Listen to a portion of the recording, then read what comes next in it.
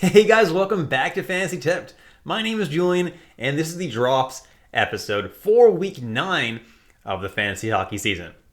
Thanks once again, guys, for helping me hit 5,000 subscribers. I'm so excited to have hit that. It really means the world to me. So thanks to each and every one of you for helping me hit that milestone. So first on the list is Brock Besser of the Vancouver Canucks. He's 60% rostered, and it's a little bit funny having him here because he does have 14 points in 17 games, which on paper seems really good. And if you are in a pure points league where all you count is goals and assists, he's doing pretty well for you, and you're definitely not dropping Brock Besser. But if you are in a points-based league where you have other peripheral stats as well, like plus minus, hits, shots, blocks, whatever, Besser isn't doing all that great. He is frequently a minus player, which puts him back even though he probably will score you an assist every night.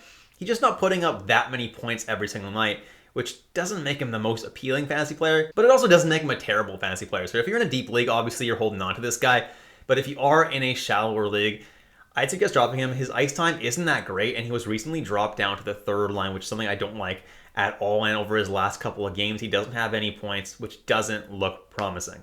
Then I have Trevor Moore, 38% rostered, and he was an MVP streamer for those couple weeks that LA had a favorable schedule. But he's now gone pointless in his last 4 games and has only 1 point in his last 6. At this point, it's fair to say that Trevor Moore is a drop. Then I have Jason Zucker, who also was a great ad just a couple of weeks ago, and unfortunately he's back to being ice cold, despite playing on that same line that he was playing on with Malkin.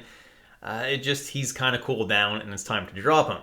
Then I have Alexi Lafreniere of the New York Rangers, and he's playing on a line right now with Trocheck, which isn't terrible, but at the same time, guys, Lafreniere has been an absolute bust since his draft, and he really isn't doing a whole lot. The fact that 25% of you are still holding on to him, it's time to give up on Lafreniere once again for this season. And then finally, I have Luke Kunin of the San Jose Sharks, and he's actually playing on their third line. So there's not really any stars there. He's playing with guys like Bonino, and yeah, he did have a couple of good games recently. He had a 3-assist game recently and a couple goal game recently, which is not bad. But overall, Luke Kunin is not someone that really should be rostered in fantasy. Third line on a not very good team, not top power play.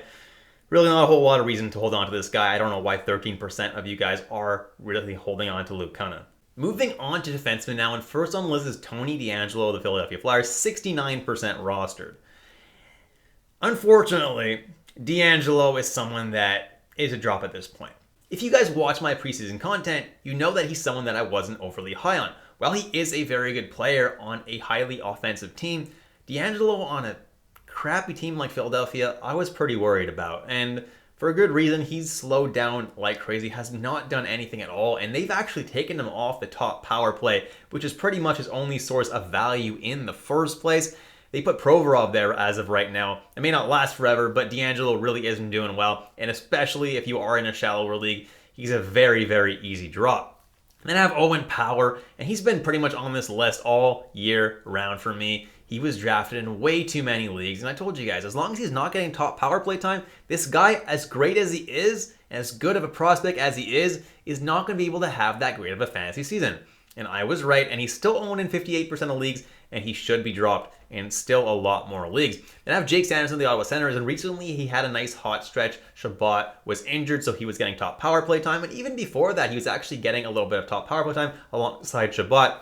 That seems to be over now, though. He's not getting that top power play time anymore, and his minutes have gone down a little bit, which is why at this point he's a drop once again. Then I have Jacob Slavin of the Carolina Hurricanes, and he's done a whole lot of nothing this season. I'm surprised that 29% of you are still holding out for him. It's time to drop him. And finally I have Arbor Jacki, also known as Wi-Fi for the Montreal Canadiens. 22% rostered. He was recently a healthy scratch. And yes, I know you guys have him for the hits, but he hasn't been hitting that much that's really worth holding him in 22% of leagues. Jumping to goalies now. First on the list is Sergei Bobrovsky, and he has been absolutely atrocious. Multiple games straight now where he's posted such horrible stats, not winning, and just absolutely just very, very, very, very, very bad.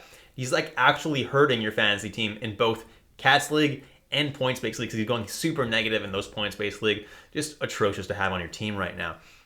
And if you are in a shallower league, he's a super easy drop at this point. You're probably going to be wanting to pick up Spencer Knight. And if you're in a deeper league, You may have to hold on to him because there may not be any other goalies available, but man, it is rough right now, and I would almost suggest benching him even in points-based leagues right now. Then I have Martin Jones of the Seattle Kraken, and what did I tell you guys? Martin Jones was on an insanely hot streak, but he's not a good goalie, and he's starting to show it. Even though Seattle's playing amazing, Martin Jones has not been. He's been letting in quite a few goals, and Grubauer has got the opportunity now to take back that crease. If you're in a deeper league, don't drop Martin Jones as yet, but try to grab Grubauer if you can. Then I have Aiden Hill of the Vegas Golden Knights, 20% rostered, and he's still getting a start about every 3 games or so, but the games that he's getting, he's not doing well at all. At this point, he is a drop. Then I have Cal Peterson of the Los Angeles Kings, and they actually waived him. He has not been good this year by any means, but that is a surprise for me. He definitely was their goalie of the future, and I guess they've kind of given up hope on him, or at least they want to give him some time in the AHL if nobody claims him. Well, I'm going to have to see what happens there, but as of right now, Phoenix Copley is now the backup for the Los Angeles Kings. Just keep that in mind if you ever want to stream their goalie on a back-to-back. Then I have Eric Kallgren of the Toronto Maple Leafs, 10% rostered. And now that Samsonov is back and Murray is still healthy, Kallgren is no longer a factor in Toronto. He's going to be an AHL goalie for the next little while. And that's it, guys. Thank you so much for watching all the way through. If you enjoyed the content, please leave a like. And if you haven't already, hit that subscribe button. If you do want to take your support to the next level, the link to my Patreon is in the description below. And if you do want to check out my merch store, you can check that out on fantasytip.com. Thanks so much, guys, and I'll catch you in the next episode of Fantasy Tipped.